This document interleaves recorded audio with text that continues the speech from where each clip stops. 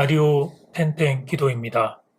오늘 날마다 죽기로 큐티 본문은 사무엘상 22장 11절에서 19절 말씀입니다. 사무엘상 22장 11절에서 19절 말씀의 제목은 사울의 복수. 다윗은 사울에게 쫓기면서도 주위에 있는 어려운 사람들 돌보느라 자기 문제에 빠질 시간이 없었습니다. 그런데 사울은 오로지 다윗만 생각합니다.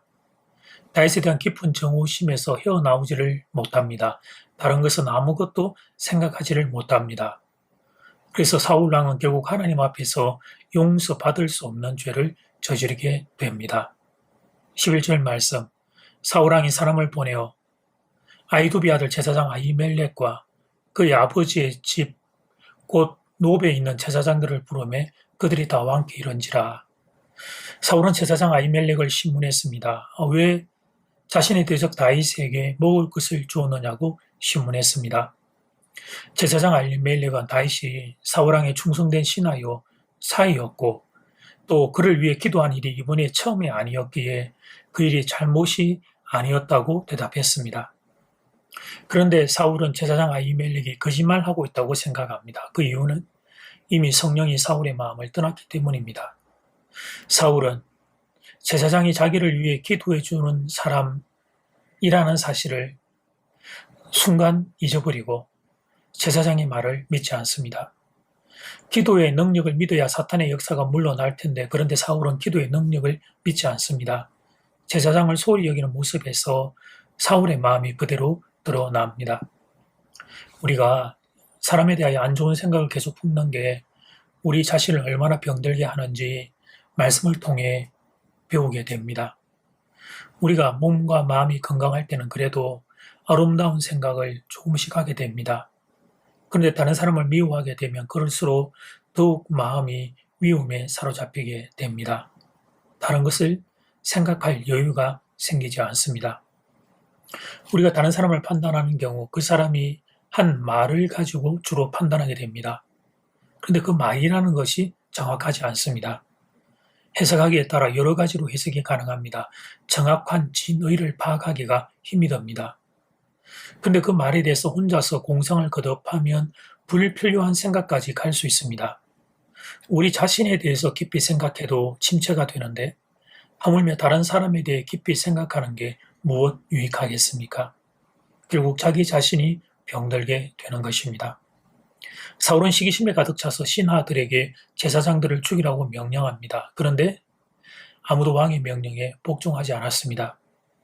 왜냐하면 그 명령이 잘못된 명령이라는 것을 알았기 때문입니다. 17절 말씀, 왕이 좌우의 호위병에게 이르되 돌아가서 여호와의 제사장들을 죽이라. 그들도 다윗과 협력하였고 또 그들이 다윗이 도망한 것을 알고도 내게 알리지 아니하였음이라 하나.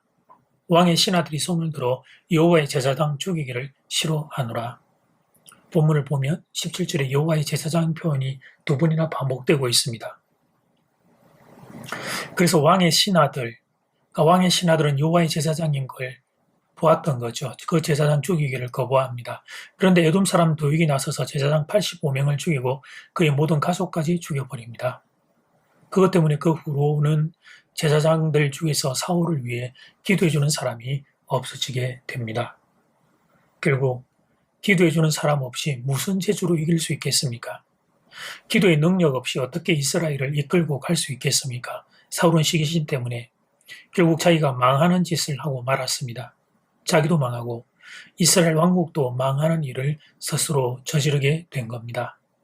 사랑하는 여러분, 한 사람이 다른 한 사람을 싫어할 수는 있습니다. 우리는 세상의 모든 사람을 다 좋아할 수는 없으니까요. 그러나 거기까지여야 합니다. 선을 지켜야 합니다. 멈추는 선이 있어야 합니다. 하나님이 보고 계심을 기억하고 싫어하는 감정, 거기에서 멈추어야 합니다. 그런데 사울은 선을 넘어버립니다. 멈추지를 않습니다. 하나님도 안중에 없습니다. 하나님의 마음도 안중에 없습니다. 하나님이 마음 아파하실 것에 대한 생각이 없습니다. 그저 자기 분노를 푸는 것에만 집중하고 있습니다. 자기 감정에만 사로잡혀 있습니다. 그래서 결국 이렇게 끔찍한 잘못을 저지르게 된 것입니다. 사랑하는 여러분, 우리는 객관적인 존재가 아닙니다. 우리는 주관적인 존재입니다. 우리는 이성적인 존재가 아닙니다. 우리는 감정적인 존재입니다. 자신을 객관적이고 이성적이라고 착각하면 안 됩니다. 그래서 우리들 인생에는 하나님이 반드시 계셔야 합니다. 세상에 완전한 분은 오직 한 분, 하나님밖에 안 계십니다. 하나님이 계셔야 우리가 멈출 수 있습니다. 혹시 내가 감정적으로 치우쳐 실수하는 순간에도 멈출 수 있습니다. 그래서 하나님을 잃어버리면 그 인생은 슬픈 인생이 될 수밖에 없습니다. 내 감정이 하나님도 뚫고 치솟아 오를 때면 잠잠히 하나님 앞에 멈추는 훈련을 해야 합니다. 그러면 실수를 줄일 수 있습니다. 그러면 악한 길로 가는 걸음을 멈출 수 있습니다. 대신 선한 길로 걷는 자신을 발견하게 될 것입니다. 여러분은 사울이 아니기를 바랍니다. 여러분의 감정이 하나님 아래 있게 되기를 간절히 소원합니다. 이제 첫 번째 기도 시간입니다. 받은 말씀과 개인 기도 제목을 가지고 함께 기도하는 시간입니다. 이 시간 다 함께 마음을 모아 주님 앞으로 나아가겠습니다.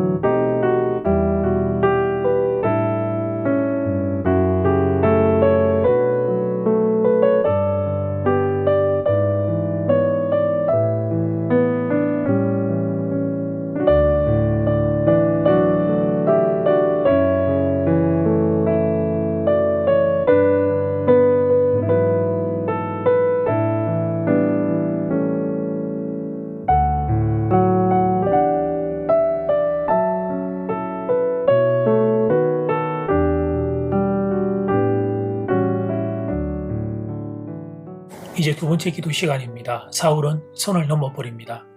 멈추지를 않습니다. 하나님도 안중에 없습니다. 하나님의 마음을 헤아리지를 않습니다. 자기의 감정에만 사로잡혀 있습니다. 그래서 결국 이렇게 끔찍한 잘못을 저지르게 되었습니다. 우리는 객관적이고 이성적인 존재가 아닙니다. 우리는 주관적이고 감정적인 존재입니다. 그래서 우리들 인생에는 하나님이 반드시 계셔야 합니다. 이 시간 다 함께 마음을 모아 기도드리겠습니다.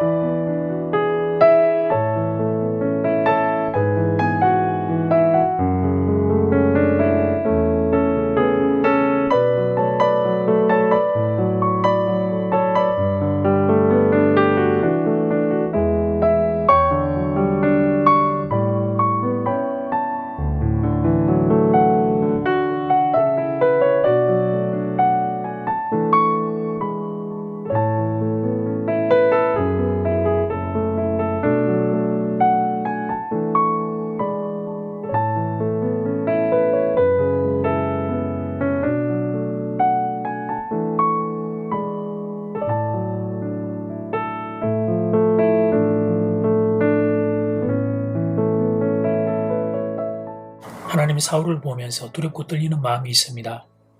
사울과 같은 마음이 우리에게도 있기 때문입니다.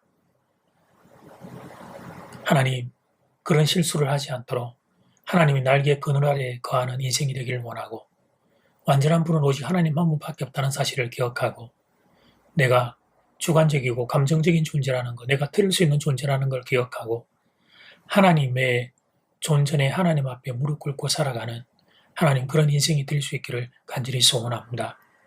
사랑하는 성도들에게 이 은혜를 허락해 주십시오. 코로나 때문에 어려움을 겪는 성도들을 주님 긍휼히 여기셔서 회복의 은혜를 더해 주시고, 경제적인 어려움 때문에 힘들지 않게 지켜주시고, 더운 날씨에도 사랑하는 성도들의 건강을 지켜주시옵소서. 예수님 이름으로 기도드립니다. 아멘. 이제는 각자 개인적으로 기도하시면 되겠습니다. 평안한 밤 되십시오.